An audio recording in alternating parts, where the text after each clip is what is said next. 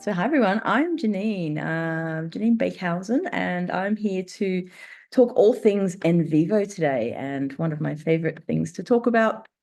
And yeah, so 25 years working with it, and I'm going to give you a bit of a tour of NVivo and its potential and what's possible. So I'm going to share my second screen here. So I'd love to open up any questions as well as we go. Feel free to pop them in the chat and I can respond and share any insights. A bit of background from me.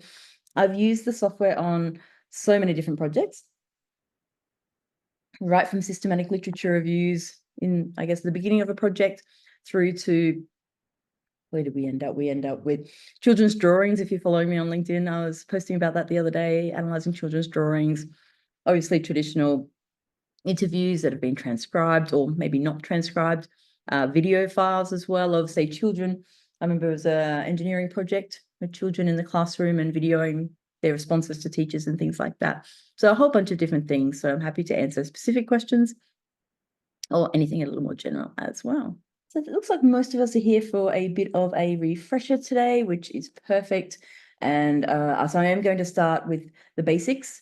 And so assuming you don't know anything about NVivo, so I don't mean to dumb anything down or anything like that, but certainly yeah, sometimes. But what I am going to do, I'm going to flip things around. Normally I'd kind of start out going, oh, this is how we do files, this is how we do coding and that kind of thing. I'm going to flip that all on its head and start almost at the end and start with some visualizations and how we could sort of, and I guess what I'll show you mostly today is sort of like, I've done my coding, what do I do next? Which is where most people get stuck. So the coding part is usually pretty straightforward, getting your files in. Most people work with text documents, so PDFs or interviews, so literature or say interviews. And so beyond that, everything's kind of similar. Survey's a little bit of different bag, which I'm happy to talk through as well, because it's pretty fab for survey data. But I guess otherwise, yeah, I'm going to flip it around and sort of jump to what are we going to do with some of that data once we've worked our way through coding and so on. So I guess a couple of basics first is in terms of how I see NVivo. So I see NVivo as a project management tool for research. So for me, it's a way to keep everything in one place. And for me, there's no other software that does that for me. There's bits here and everywhere, and can even, piece of paper, which I do write a lot in hard copy. I've got a digital notepad. I've got stuff everywhere. So you are probably the same. And it's like, where do I find it all? So I find making NVivo something that I open up first thing in the morning rather than my email. Having it open, I use it more. It's one of those things, if you don't use it, you do lose it. So using it, you do get proficient. So it is a bit of a learning curve, but it is worth it. And I also think of it as kind of a knowledge repository that my future self will thank me for.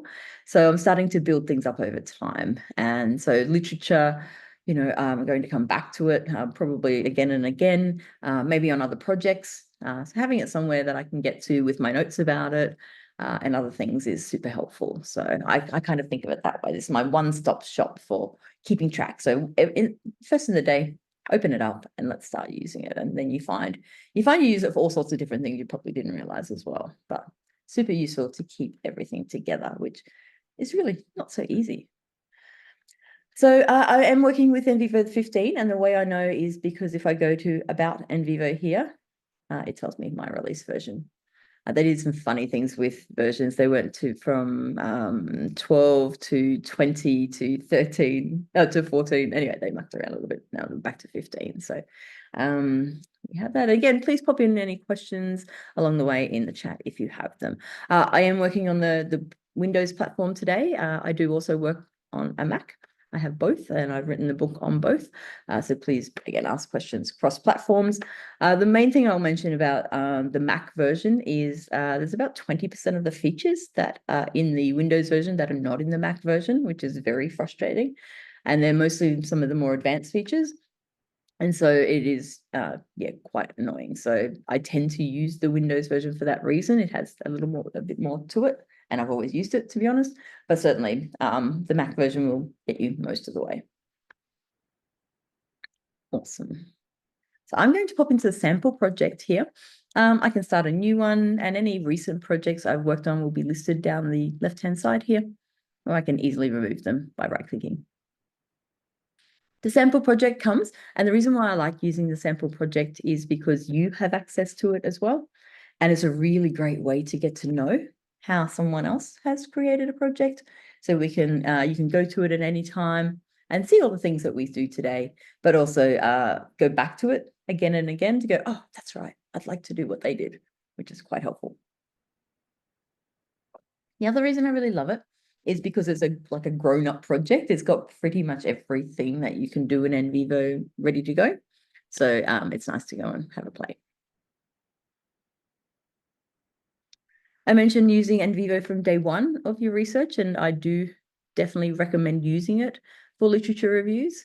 I've got a workshop. I ran a whole day of it last week, the secret source of systematic literature reviews, which I think maybe at least one of you here has signed up for in a couple of weeks' time. And I've got a specific framework for getting the most out of your literature reviews. But again, getting organized early and being able to even just search the full text of all of your articles is super, super helpful. Organizing your notes right through to making the most of all of your coding, asking questions based on your demographic data, right through to reporting on all of that. So it really does support the entire life cycle of your work. Nishi, so you can download the question is NVivo 15 available free to download? You can download a trial version of it for, I believe, 14 days. You can use it fully functional. After that, you do need a license key. So you need to buy it, or if you're with a university, pretty much every university has a license for it. So you need to get that license key and you can pop it in. The nice thing is you don't have to reinstall the software at any time. We can easily go to, I think it's file and product info here, and you can the license, so extend the license. So we can just keep working away. And so a couple of other things around NVivo. So it's everything gets stored in one project file. So it's called an NVP file, much like your doc file is an NVP file. And so that NVP file, NVivo project, will store everything. And you can move that file around, much like you can a doc file. And so if I moved it to another machine, as long as I have NVivo installed, I can open it. One difference between Mac and PC, Mac is an NVPX, and I do need to convert it to NVP before I can open it on Windows. Hang on, no, it's the other way around. I need to convert it on the Windows to get it, open it on the Mac, but the other way, I don't need to convert it. So, but you can certainly work between them if you are working with both. The NVP file, so if you ever lose it on your computer, search for your NVP and you can find it. One question that often comes up with that comment is that your project must grow very large, and it does, it can, but I haven't come across anything that's been bigger than about 2.5 gigabytes. I had a project that had about 2,500 files in it. It was a big review of I think it was like a health master's course or something like that. And so, yeah, it was quite large, and it still didn't get that big. It was still very workable. So NVivo has ways of being very efficient. There are a couple of things that will slow your NVivo down, and these always come up in my workshops and consultations, particularly when I can see my client's screen and it's kind of chugging along and it's like I can see 1,000 windows open. Now, don't get me wrong, I have 1,000 windows open, particularly on my my Chrome. So, oops, yes. But don't tell anyone. But if you're working with NVivo, it's quite memory hungry, so it will want to use all the memory in your computer, and if it's competing with other things, it does slow down. So I do suggest maybe even like a fresh restart of your machine, opening only NVivo, and then working with it, and you'll find it runs much smoother than, particularly if you've got Zoom open or Teams. It hates Teams, because Teams is very memory hungry as well, so it kind of gets very sluggish. So close everything down. Dare I say, turn your internet off. I'm going to be really radical with that. You don't need it on when you're working in NVivo. So I find you get pop-ups from your emails and things like that, and it's extremely distracting. It's other people's priorities, and it's not helpful while you're actually working in your project. So turn that off, turn your internet off, use the software alone, and work on your project. Now, everything I do in NVivo, so I'm just about to show you around into some of the visualizations. Now, everything I do is driven by a research method and agenda. So I generally, now this isn't for everyone, it depends what your role is and what kind of data you're working with. But if you are a researcher, I come to the software with a plan, and then the software helps me to do that.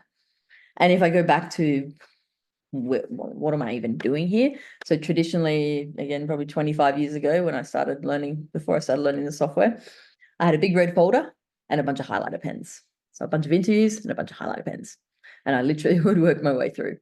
And so I would highlight a phrase or a sentence or a paragraph or a page, and I would make a label in the margin as to what that coloring and that selection meant. And I would continue to do that. So that's exactly what we're doing here in NVivo when we're coding. We're going through that same process and that same decision making. So we do need to, again, have a bit of a plan for how we're going to do that. And there's plenty of methods and discussions, and I have recommended papers and resource page I'll send you at the end of this as well. But following, what other people say is how we do this stuff, how we do thematic analysis, essentially. So rather than coming to the software without a plan, you'll tend to waste a lot of time. We're talking about efficiency. That's how we waste time. Come and say, okay, well, this is what I would do without the software. And then this is how the software can help me. So it's like this end. And that's the way I see the software. It's like, yes, it can help me have 100 codes, whereas I can't have 100 highlighter pens. And yes, I can have too many codes as well. So that can be a problem. So don't get me wrong. But again, there's processes for that. It's called a code book. There's methods for that and how to sort of tone them back. So that come with a plan, and you'll get a lot more out of the software, and you'll find you use your time a lot more efficiently. The way I see myself as your email a friend with NVivo going forward. So don't get stuck is my main mantra. There's nothing worse than, you put all this time and effort into using a tool like this, and then you don't know how to move forward.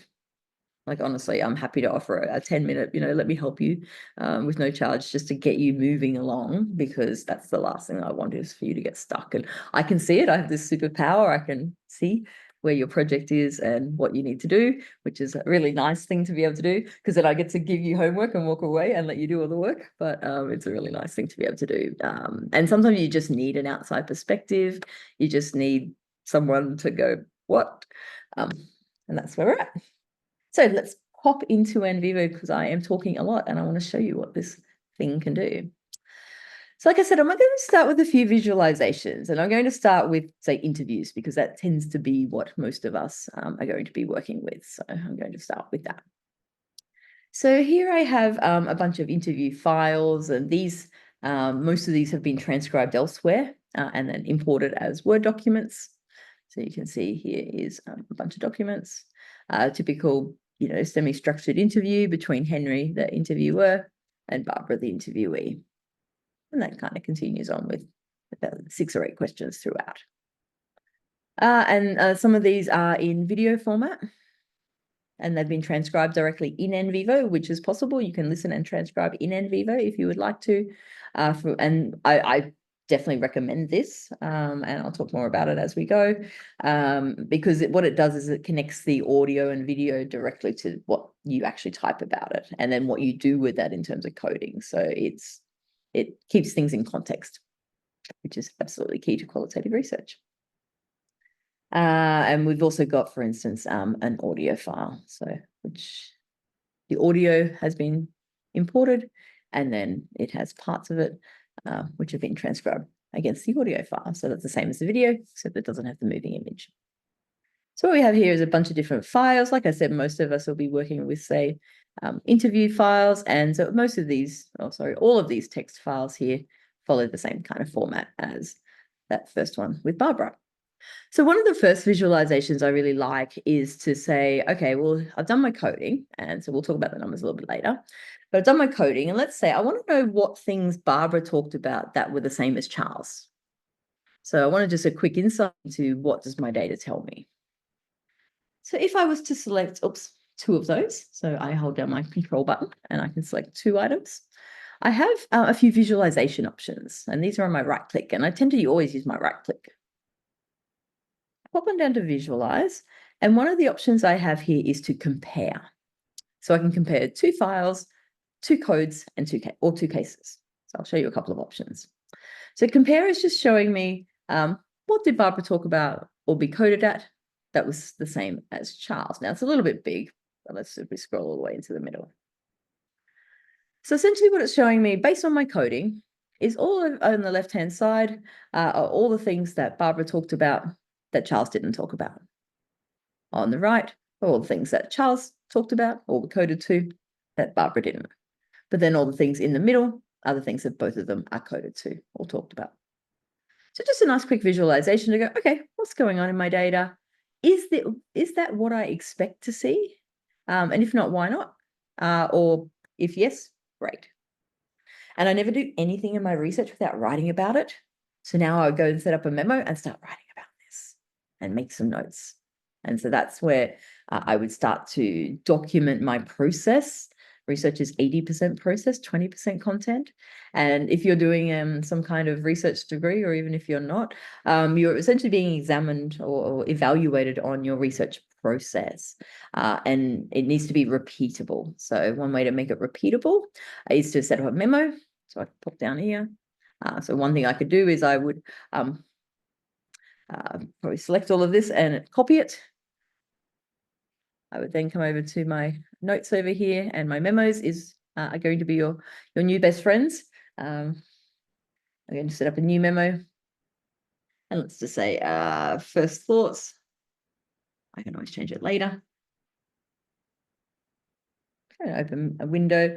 I would generally add in the date and time. So anytime I write in a memo and I can find that feature up here under edit and all the way at the end. And if you do this a lot, you'll find it, which I do recommend you do it a lot. We're going to insert the date and time. Then I'm going to paste that in. I just did a Control V to paste it, so I can use my same shortcut keys that I can use in any other Windows program. And then I can make my notes about what this means. Now, one really amazing feature, I think, which is very easily overlooked, is because you have these tabs across the top here, I'm going to be making more notes here in my memo. So I'm going to actually right-click on the tab here and undock this window. If you have the luxury of a second screen, it pops that window out. I'm now going to move it to my second screen and make some notes. So we're going to make some notes. Excellent. So you've got no excuse not to write as you go, and that's super helpful. And to pop it back in, we just close it at any time. So another visualization, even just going back to the interviews and saying, okay, well, look at this. We've got Betty and Paul. They've got 13 codes. So basically their interview has been coded to 13 different places or topics, I guess, mostly. Let's get a quick summary of what the 13 things are that Betty and Paul talked about. So again, on that right click, so rather than doing a compare between two, I'm going to do it on one file this time with that visualization. And I'm going to chart the video coding. So this is going to give me those 13 codes as a visualization, and I can see how that lines up. So I can see actually, what do we have? About 94% of their interview, they talked about the economy. About the same, jobs and cost of living. So we can see immediately what was important to them.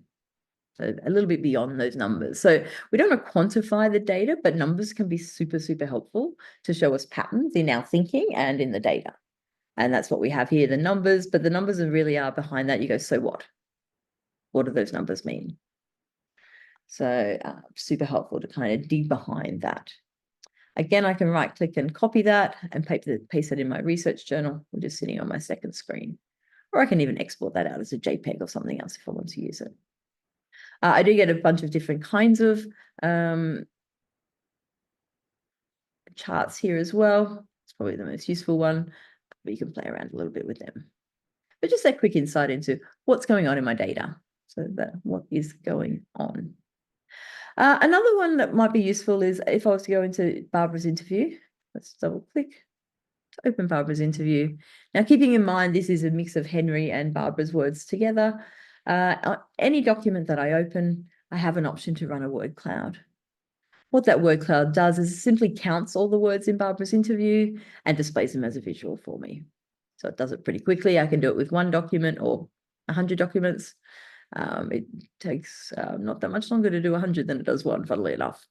But essentially, it's literally counting words, what we call content analysis. It's counting words. And sometimes, again, that counting can be a useful first step. Now, I don't particularly like this visual, so I always change it to this third one here, and you'll see why in a moment. And then I can quickly see which words appear the most. So the word Barbara appears the most because Barbara's talking. So there are ways of getting around that and getting Barbara's name out, and also getting Henry's words out as well, because Henry's there too. But what we can also see is a bunch of other words that people are using. So what's this? Land time? Is that a word? That's an interesting one. Oh no, it's two different words together, land and time. So the bigger the word, the more times it appears. So I can see that also if I pop over here on the right, we have some tabs, and these are very, very easy to miss. What I can see is the word just appears 19 times, Barbara 18 times. The word water appears 14 times. So that's that number count there. So what easily from here, again, we've done no coding. We've simply imported a document and run a word cloud. So no work done at all other than having a transcription. So what we could do from here, either this view or the visual in the word cloud, whichever one you prefer to work from. I'm going to just work from this view for a moment. I can easily start creating codes from here. So I can start to capture every time the word water is appears. So let's give that a try. I'm just going to call it WF for word frequency or word cloud, water, just because I need to go and double check it. I want to assume. Unlike we use AI, we want to double check it, absolutely. And so what that then gives me, I'll come and show you codes in a moment, is every one of those instances there with 5 words either side. So a great way to start bringing in some literature, run some word frequencies, and start to have a bit of a look around at what's going on and what people are talking about, and looking at that kind of thing. So quite quick, we can start to drill down and see what's going on in the data with some of those visualizations. So just on the other side of that, in terms of those visualizations, we could do the same with the compare. So let's say I wanted to compare. Here we've got positive and negative. So when we've been coding for when people have had positive comments and also when they've had negative comments, which makes sense. You see there's quite a lot of coding there. Those numbers 499 and 421, they're quite big. So it will be big, but we'll be able to zoom in and it'll make sense. So we want to see who has positive comments and who has negative comments. So that same visualization we're going to do, which is the visual and compare. Like I said, it's going to be very, very big. We're going to zoom all the way into the middle. There's a bunch of survey data in this particular project, so that's why there's a lot of those. But essentially, we want to move all the way into the middle. And what I can see here is these on the left. Now, this is social media data, going by the names there. I think it's Twitter data. These ones over here on the left only have had negative comments. These ones on the right have only had positive comments. Those in the middle have had, at some point, positive and negative comments. So we can start to see some of those outliers. Again, it's just based on our coding and just the way we structure the data when we set it up, which kind of is everything, to be honest. The way we structure it will determine what we can do. In saying that, though, you can pretty much fix anything. I've been working with some clients on a project for a couple of years now to fix a project, and it's looking really awesome, but it's taken a little while, but it is doable, and let's not get there in the first place if possible. But certainly there's some structural things, and this is why the sample project is great, to see how we might set some of those things up. I'm going to pull a little tool out of my toolkit here, which I think is a really great one, often overlooked in NVivo, and it shows the power of what's possible. Again, we've done some coding, like what's going on, how do we make sense of it? And it's a little tool called a framework matrix. So we don't have this on the Mac. This is a PC only feature. And the framework matrix is just a nice summary tool for us to explore, I guess, yeah, kind of compare our coding as apples and apples, or our data as apples and apples, which often isn't so easy to do, and essentially to look for where the gaps may be, either in our coding or in our data. So one thing we're always doing is kind of sense checking our own process, and if we've missed something along the way, and if the numbers are what we expect them to be. So they are useful signposts for the decisions that we've made on the data. So I'll pull out one of these framework matrices. So essentially it's a table, and what we're going to have is each of our interviewees against each of the key things that they may have talked about in a nice table with all the words in there, so we can get a nice view of what's going on and share it with our colleagues as well, because not everyone uses NVivo. So we need to have ways of getting the data back out of NVivo as well. So I'm going to create a new framework matrix, and I'm going to call this my, my summaries, my interview summaries. Oops, there we go. It won't let me click OK, because what I need to do is to find my rows and columns. And this is an example where I would come with a whole list of a plan. I would draw this first on paper and then come and implement it in NVivo, which makes the task a lot easier. So for instance, this data has been arranged for me already as interviews. So I'm just going to select all of them, little trick here. There we are, and click OK. So all of my interviewees. I'm going to then select some of the key codes where they are coded to. So let's say I'm going to pick just a few of those. You can come back and change it at any time. So again, I've done my coding, what's going on. It's going to generate a table for me. A couple of things I need to do. I don't have a lot of real estate on this particular screen, but I can close this off here and I can move this one along. First thing, if I click in the table, I get a new ribbon across the top. You may have just seen that. And I'm going to click on auto summarize. Now, if your auto summarize is missing, sometimes it's in a tiny little strip. I found, depending on the screen resolution, a couple of people win the golden prize and it's hidden. If you find and get stuck, let me know. And I'm opening the opportunity to you. If you get stuck somewhere, just take a screenshot and email me, and I'm more than happy to get back. Honestly, it's usually very, very quick for me to do. So again, don't get stuck. Okay, here we go. So this could be done with your literature. We have each of your literature articles as a case, or each of our interviews in this case. And essentially what we have is each of them down the left, and then each of the key codes across the top. And in the cell is what they said. So for me, this is a bit of a game changer, having this in one place. I can see all of it here. And I can start to, again, like I said, see the gaps. So who didn't talk about certain topics, and who did, and what did they say? And then this gives me the opportunity to export that out as well into an Excel into an Excel spreadsheet. So I'm not sure if that's a useful thing. Feel free to pop anything in the chat if you think that'd be a useful tool for you. But for me, it sort of takes your work next level. And I don't always want to be working on the screen, or particularly in NVivo. I want to sometimes just have a bit of distance because I get distracted by the shiny things here. But just go and sit down and work through this. But this is awesome for a literature review. You've got your entire summary of your review here, or as I said, with your interviews.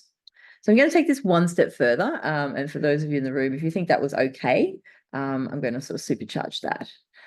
If not, I'm like, I've probably lost you, but hopefully I haven't.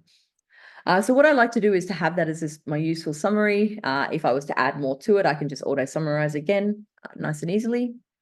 I'm actually just going to duplicate this because I want to muck around a little bit with it. So I'm going to open my second one here.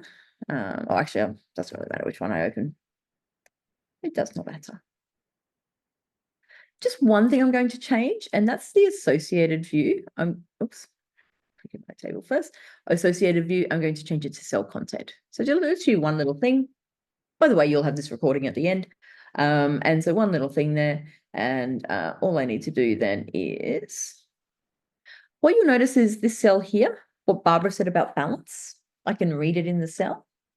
What I'm also going to do is I'm actually going to delete what's in the cell there, because I can still read it on the right-hand side. Okay, it's still the same text. What I'm now going to do is to write my notes here and what I think Barbara meant by that. And I'm going to go through cell by cell. This next cell here, again, I can read it on the right-hand side. I'm going to delete what's in there while still reading on the right-hand side, and then add my summary of what Barbara said about community change. Again, I'm going to go through cell by cell. Once I have an entire table, I'm going to export that out as a Excel spreadsheet. And again, it's this piece of gold. It's this beautiful summary that you have of either your literature or, let's say, a set of interviews that just, again, treats everything equally. You can kind of see where the gaps are. And, there can be gaps, but is that what you expect to see if you're asking the similar questions, talking about similar topics? It's a really nice tool to look at it in a slightly different way. Awesome. Jump in, Sandy, please. Just get myself off mute and off video. Hi, how you doing, Jenine? Lovely to see you. Yeah, you too. I'm just trying to do this for my own project as you're going along. But for the rows, does it need to be a case? They do have to be a case. It's the thing, the way the NVivo works. When Right. they first created this, it didn't, but now you do. So you can turn anything into a case. So let's say these ones are our files. We can just simply select them all, pop down to create as, and create as cases. Right. And they'll be available when you go to select them in rows. They'll be there for you to select them. So, like, for example, I'm doing the systematic literature review and I've coded my files. Awesome. All your articles? Yeah, so I do that and it will bring the coding across and just create them as a case. Absolutely. Absolutely. All right. It should be pretty straightforward. If not, reach out and we can quickly jump on a call or anything. But yes, what will happen is it will create your cases like all of these. They'll just be there and then they'll be there for you ready to go. Yeah. And what's the benefit of using cases apart from this feature? For your literature, not really anything. Okay. So the main reason we use cases, other than this workaround, I guess, the main reason we use cases is usually to represent people. And the reason is we usually have more than one file related to them. And then in the analysis, we only want to count them once. And if we have, say, 5 files for Barbara, we don't want to count her 5 times. We want to count her once. And if we then question the case rather than the files, which only counts her once. So that's one reason we use cases. And usually that's not an issue with literature. But in saying that, though, we could have cases for your key authors and put each of their papers there and then do something like this with your key authors. That would be one way. So you're grouping them together, more than one file. Yeah. And one other reason we use cases is because we'd like to use have demographics. So if you have something that looks a little bit like, let me find my file.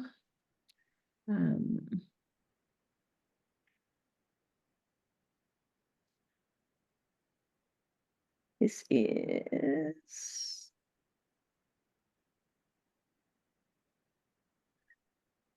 there we are. So often we have demographic type data that looks a bit like this. Yep. Yep. So we can bring this in. And so what we do, we have a case for Barbara. We have 1 file, 5 files, and then this attaches to Barbara. And so we ask questions on males versus females, and then we can do that. So let me show you. So that's kind of a visualization. So great question. And hopefully that answers all of that for you.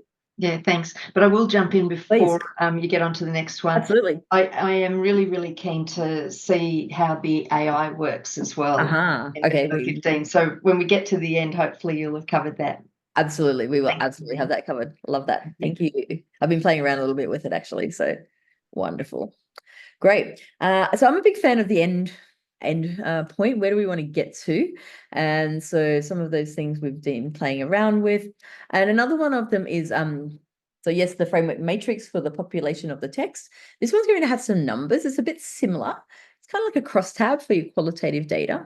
But for me, this is, again, the gold of why we use something like NVivo, because it really brings it all back together and kind of gives us our results. So it's the so what, and really what we're trying to work towards. And if you can plan for this, we can absolutely work backward and be much more efficient in how we get here rather than going the windy path to get here. We can be a little straighter in getting to the end point. The endpoint. Now, what the endpoint is, it's always a bit of a moving target, and I guess some kind of endpoint that will get you over the line and get you what you need. Because honestly, how long is a piece of string, huh?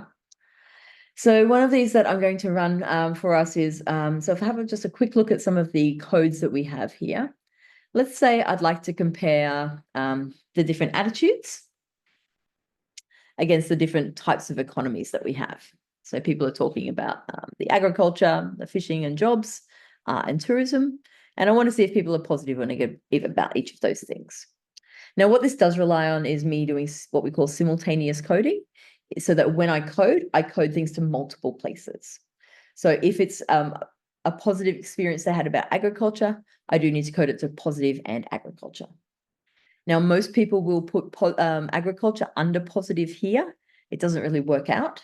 And so I can talk more about that, but generally let's put it somewhere else and code it at both of them. So if you stick with that rule, which isn't really intuitive, but you'll find you get a lot more out of your data. So again, think of what you do with highlighter pens. You'd highlight in 2 different colors.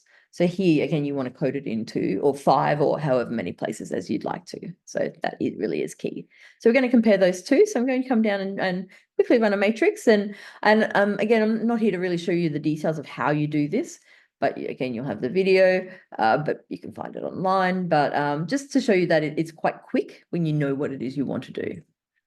So I've decided, I made the decision, I've already drawn this on my page. So I know that I want to compare each of the attitudes. And I'm just going to put positive first and against each of the levels of the economy or types of economy. So nice and easy. I generally would save that. And by saving it, it pops into my queries folder so I can rerun it at a later time. And again, keeping a bit of an audit trail. Then I'm going to run that query, run it out of here. And I start to get some numbers behind all my coding. It doesn't really look like much, but there's a lot that's gone on here to get to this point. And really, this is kind of the goal, the golden egg, what we've been working towards. And what it immediately shows me is where the patterns are by using the traffic lights. So I can see that there's 122 comments that were negative about fishing. If I want to see what they are, I double click and it takes me there. So I pop in and I can start to see, oh, what were they negative about? And there's possibly 10 different things they were negative about, or 5 different things. There's probably a theme here somewhere. And all data analysis is about pattern. It's looking for patterns. And we're really we're pulling the data apart by coding it, and then we're putting it back together to make some sense of it. So that's what we're trying to do with these queries, is to pull it back together once we've pulled it apart. And so that's quite different. There are 34 positive comments and 102 negative comments. Now, of course, this could be one person's made 80 comments that are negative. Usually when people are negative, they say it a lot more times. So we can easily toggle between the cases coded. And again, this is in the setup, and I can see those 122 comments came from 88 people. So yeah, some of them had more than one comment. So I can easily get to the info I need. It also gives me a chart, so I can easily sort of visualize those results in lots of different ways. We're not the best one, and I can make it dance, but anyway. But certainly these are your gold, and you will end up doing a bunch of these, probably spending as much time running queries as you do coding. So these are really way to think of where you want to end up. And these are endless in that you could look at, for instance, your literature versus your empirical data across a bunch of key topics. So some people say, do I put, my literature and data in the same project? Yes, we can separate them out. We have different folders. Absolutely, because there's real benefit in when you need to write up your discussion and having them next to each other and interrogating them together. Awesome. Okay, so any questions on that, let me know. But that's really where we're trying to end up. And this is why we use software to get us to these points, so that we can do things like the word frequencies and count words, so that we can get to our matrices and pull things out, so that we can, let me go in and do that one more time. So let's this time do it against some of the things that we had in that spreadsheet. So let's say we do it against gender or age or location or any of those things. So I'm going to pop in again. You'll see it's quite easy once you get a bit of a hang of doing these. So I'm going to go and say, let's bring across. We're going to do our attitudes by age group or something like that. So put our attitudes there. And then this time I do have to dig down a little bit differently. So I am going to pop down again. Once you've done this a couple of times, you'll find it quite easy to do. Sometimes it's just set up with your project, or definitely is, and I can help with that. Let's do these different age groups. There's a question there.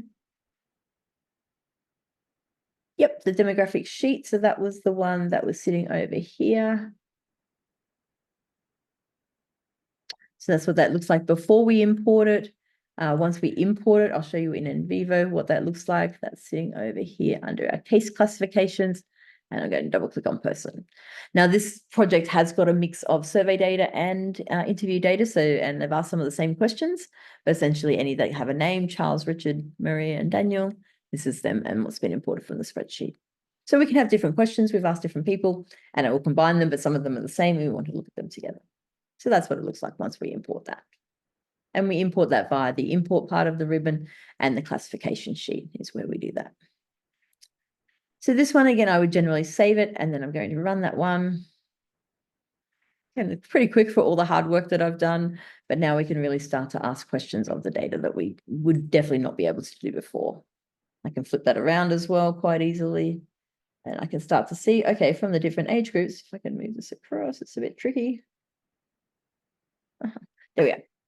I can start to see some of the patterns now. So there's negative comments. Well, there's 89. So most of them are around this middle age group. Well, that's probably where my sample is. Okay. I can start to say, okay, well, what were the 51 positive comments by this age group as opposed to the negative comments by that age group? And I can go into both of them by double clicking and start to compare them and write about the two of them. So really conceptualizing your project as a bunch of different kind of matrices essentially can be really helpful. Absolutely. So when we set up the codes, yeah, so I did jump ahead. Absolutely. So this is me setting up the codes. Where do codes come from? They come from a bunch of ways. One of them is potentially AI, which I am going to show you, to create some codes. But codes often come from your research questions. So if I'm looking at barriers, enablers, or positive, negative experiences, that's where I'd put them in. My literature. So my literature search will reveal what are the key things that are important in this area. And that's where my codes come from actually collecting the data. Codes come from that, sometimes literally from the data as we're analyzing it. The codes come from some are a priori that we have set up beforehand. So they come from a bunch of different places. There's no right or wrong way, depending on, I mean, if you're doing grounded theory, it's a little bit more specific, but otherwise it's not as specific. And that's when we have a code book to kind of rein them back in as well and just go, well, what are they? What are they? How are they relevant? And somebody should be able to work out your list, your research questions by looking at your list of codes. So if that's helpful to think of it that way. So they'll change, they'll grow. There's 37 of them here. It tells me down the bottom. I wouldn't, you know, I've seen thousands. So I wouldn't do that. Like, again, think of what's practical. You want to be able to manage it and make the most of it. You're awesome. No problems, Naomi.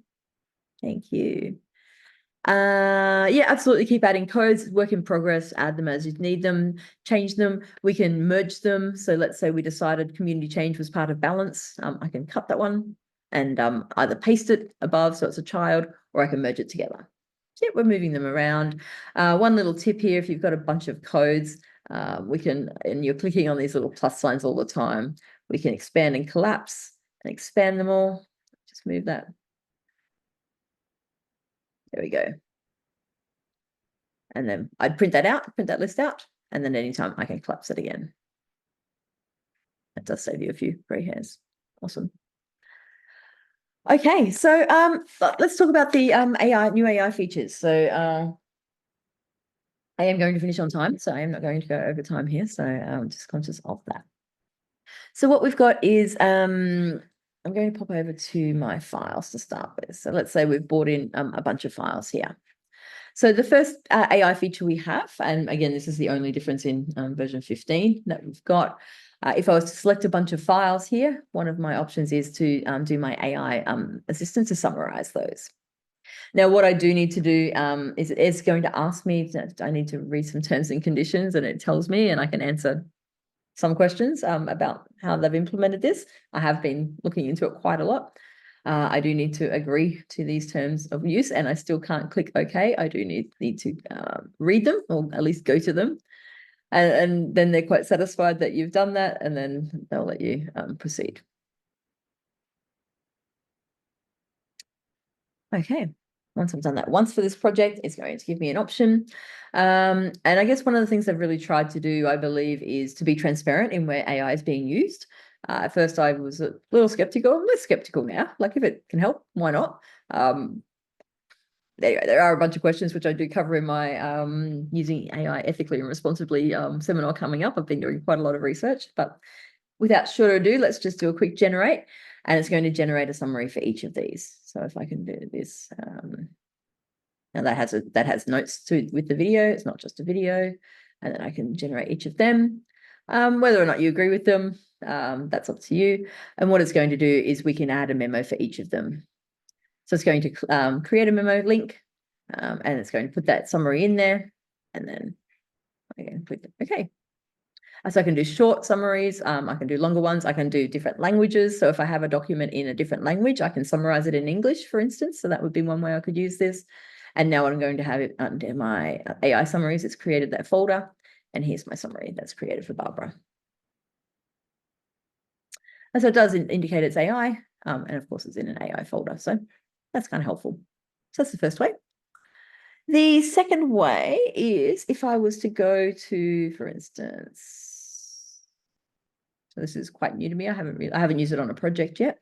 I don't actually have a working project right now, so which is amazing, I think. But let's say I have something that Barbara has said here, or I could even take, let's say, all of what Barbara said in question 1.